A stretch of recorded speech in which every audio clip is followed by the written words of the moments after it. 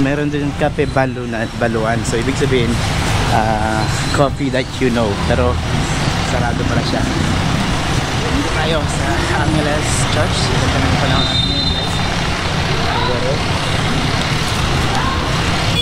So daanan natin to, guys, sa ngayon yung, di ba, Valentine's Day bukas. So napakakaming tao namimili ng mga bulaklak. Andito na rin tayo sa bumili. Pakisama-saman tayo. Wait na tayo.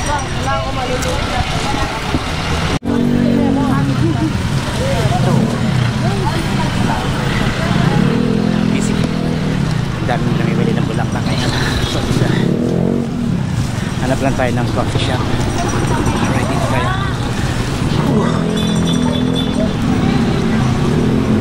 So yun, medyo gulo ng ano. Hindi ko alam kung saan ako meron coffee shop dito. Coffee muna tayo for now habang naghihintay tayo ng sundo. Okay guys, so pasyal tayo dito sa Angeles City. Ito yung bilihan ng mga bulaklak. Ang gaganda ng mga bulaklak. So sa mga medyo mainit. May mga teddy bear. Labubo pa siya.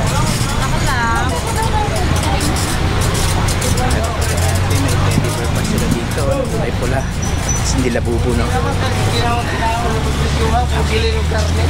Hanap lang tayo ng coffee shop na mapag-inahan kasi medyo sobrang init, hindi ba init. Grabe, 35 degrees yata.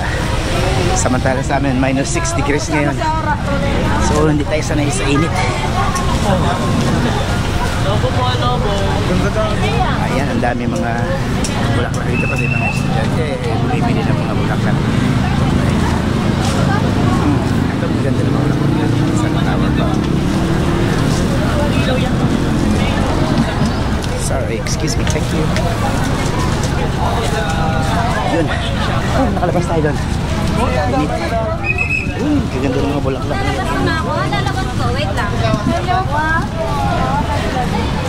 Ayan, thank you so much. Sana may coffee shop.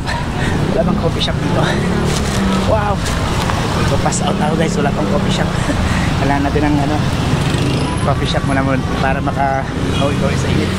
Ayun, nakalabas tayo doon. And dito sa kabilang side. Dito tayo sa malapit sa Holy Angel. Hanap tayo ng mga